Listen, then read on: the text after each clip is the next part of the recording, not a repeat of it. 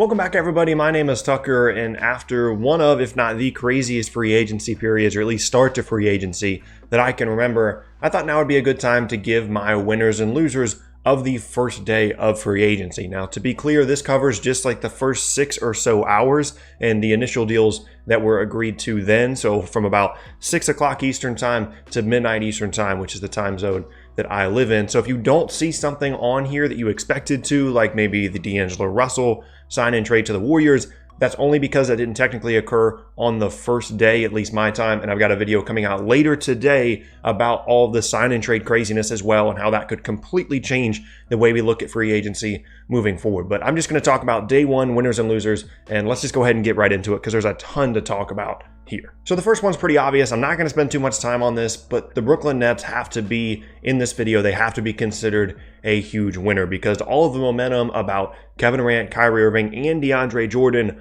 all ending up in Brooklyn ended up being true. And I never really, as a Nets fan, allowed myself to get my expectations up, get my hopes up that this could actually happen until I saw it. And I still really can't believe it. It's still a really surreal feeling to know that my team has those three guys signed under contract for the next 4 years, but they have to be considered big winners to be able to do that, not only as a team in Brooklyn, as supposedly the second team in New York, signing the first two guys specifically, KD and Kyrie, kind of away from the Knicks, where for a lot of the season, a lot of people thought that that was where they would end up if they ended up playing together.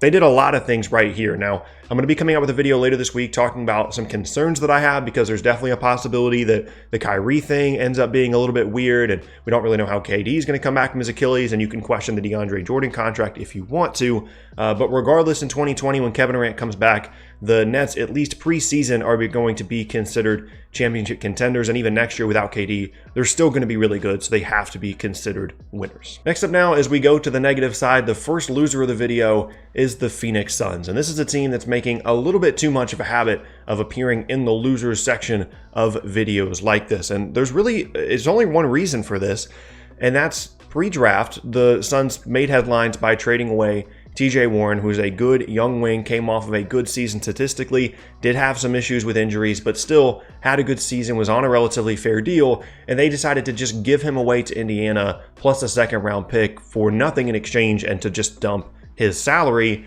And the mindset was, okay, well, they're getting rid of salary so they can go and get somebody in free agency, probably going to be a point guard, which is something that they've needed for a while. D'Angelo Russell was a name thrown around.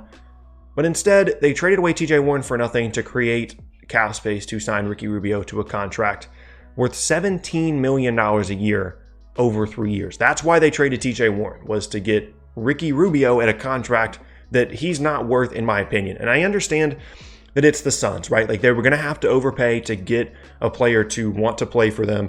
They needed a point guard badly. Rubio is at least going to be a good facilitator for them and maybe make some jump shots occasionally off the ball, be a good veteran presence for them. But this doesn't make them a playoff team. They don't have any other cap space or flexibility to really do anything after this or moving forward. And so this is going to be their team. And it just doesn't make sense to me that they traded away a very useful player like TJ Warren on a fair deal to get a player that, yes, is at a position of need in Rubio, but probably isn't as good of a player as Warren is at their respective positions and is being paid more, and he's on a worse contract. So I don't really understand that mindset, and they just have to be considered losers, in my opinion. Next up now, my second winner has to be the Utah Jazz. And I'll admit that this has a little bit to do with just their offseason as a whole as well, because the addition of Mike Conley via trade last week is a huge deal, but it also kind of positioned them to sign Bojan Bogdanovic to a 4-year, $73 million deal in free agency once it officially started yesterday. And this is a really, really big deal because I expressed some concerns initially with the Conley trade that I didn't really know where the Jazz were going to go from here because they needed someone to play the 4 spot. It didn't really become all that clear what they were going to do with Derek Favors until free agency actually started. I questioned some of their depth, but if you just go through the whole, oh, this is their starting 5 unit now that everybody does after trades and free agency, the Jazz have an outstanding one and one that should make them contenders in the West. Mike Conley, Donovan Mitchell, Joe Ingles, now Bogdanovic, and Rudy Gobert is an incredibly balanced lineup that gives them awesome floor spacing and playmaking. Could be some question marks defensively, but Gobert can make up for a lot of mistakes on that end at the rim. And it's just an incredibly smart move in a series of them over the last couple of years for the Utah Jazz. And this is pretty good value for Bogdanovich when you consider what players like Chris Middleton were signing for. This is a good deal for them. Now, they do still have some depth issues. They're still going to have to rely on guys like Dante Exum, Raul Neto, Royce O'Neal off the bench to really give them some more depth, but they should be able to sign at least a couple of usable guys with minimum contracts or maybe some buyout players mid-season as well. So in combination with everything they've done in the offseason and then leading up to free agency and being able to get Bogdanovich, and then obviously they're going to lose Derek Favors for that, but the combination of all those things makes the Utah Jazz a definite winner in free agency for me. My second loser now is one that might be either a bit of a surprise to some people or maybe just a team that you're not thinking a ton about with everything that happened yesterday. But it's the Orlando Magic. And I understand that they were kind of in a tough spot going into free agency because they had two guys that they knew that a lot of teams were going to be interested in and they were going to have to pay pretty well to be able to keep. And those were Nikola Vucevic and Terrence Ross. So they ended up bringing back both of those guys as well as Al-Farouq Aminu. But that's a lot of money just to add Aminu to a group that was a 7th seed in the Eastern Conference last year. And even more than that, just this year right now, without making any other moves, the Orlando Magic are almost a luxury tax team. They're about $1 million off the luxury tax and will have, as of right now, one of the highest payroll numbers in the league next year. Again, just to bring back a roster that won, however many games last year, got a 7th seed, and then you add Al-Farouq Aminu to that. And again, like I said, I get it. They had some tough decisions to make. They wanted to bring back Vucevic and Ross. They knew people were going to pay high dollar for them. And so they kind of had, if they wanted to keep those guys, they had to throw big numbers at them. But it just kind of compounds some of their issues. Like now they have their highest paid and best player at the same position as their most high potential player, those being Vucevic and Bamba, which means that a trade is probably coming for one of those guys at some point during their current contracts. That's an issue. The Ross thing makes sense as a guy that can definitely shoot and provide them offense. That's something that they need. But again, lots of money for him. And then Aminu, same thing kind of as the Suns. They knew they would have to overpay a little bit to get guys like that to sign with them. And it's just, I always get a little bit nervous when you're paying this much money in a relatively smaller market for a team that's not a championship contender. Like they're going to have a top 10 payroll in the league next year for a team that's probably best case scenario like a 6 or 7 seed in the East. So like I understand why they had to make the moves that they did, but they are still considered a loser in my mind just because of how much money they had to give to those players. Next up now, my third winner is going to be actually a team that didn't make a ton of moves yesterday, but they made one really important one. And that's the New Orleans Pelicans. And as of right now, as of the recording of this video, through day one, the only move that the Pelicans made in free agency was bringing in JJ Redick on a 2-year, $26.5 million deal. And it made sense all around. Like the Pelicans were clearly in the market for a veteran player to give them just another adult in the room, along with Drew Holiday, to go along with all of these other young guys that they now have with Zion and the pieces that they got in the Lakers trade.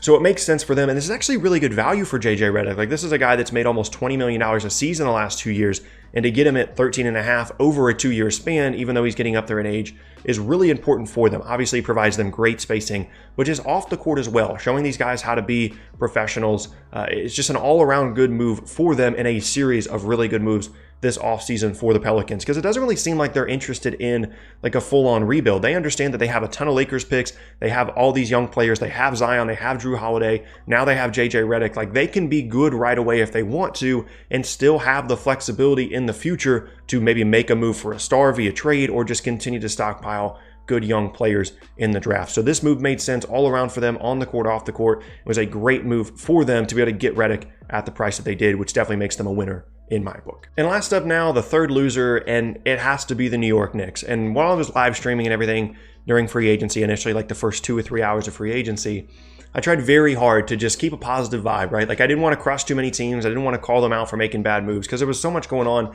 and a lot of it was positive, and that's what I wanted to focus on.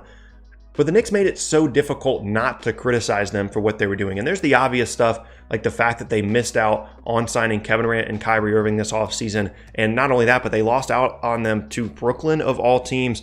But it's not just about the guys that they didn't sign. It's about the guys that they chose to instead. Because this is what we were told wouldn't happen. We were told that if the Knicks didn't get any of the big max level guys, they weren't just going to throw money at other players to make up for it. And then they went and turned around and threw $135 million total at 4 different players and all of them are forwards. It's Taj Gibson, Bobby Portis, Julius Randle, and Reggie Bullock. $135 million between those 4 forwards, and none of them are really that much of a perimeter player with the exception of Reggie Bullock, and I wouldn't call him a guard. And it's just a really strange circumstance, and it's clear that they have some kind of plan here because all of these deals are going to run out in 2 years. Randle's is actually a 3-year deal, but it's a team option for the 3rd year. So all these things can be out in 2021, so maybe they're targeting more free agents then, I don't know. And there was the report coming out that they didn't offer KD the full max. That could end up being the right decision. But it's crazy to me that they do this again. Like, we have been told that this was not going to happen, that they have learned their lesson, that they're not just going to throw money at players just to make up for missing out on the max guys. And instead, I mean, I get kind of what they're trying to do. Like, they're getting 2 younger forwards in Randle and Portis. Not really sure how they play together, really. I don't really know how they fit together if they're going to play at the same time, but they're at least good, solid young players that could turn into something on okay deals. I'm questioning the money value on the Randle deal, but we'll see what happens, and they certainly had the money to spend. And then they wanted 2 veteran guys like Gibson and Bullock to just, again, kind of like the Pelicans thing, have some adults in the room.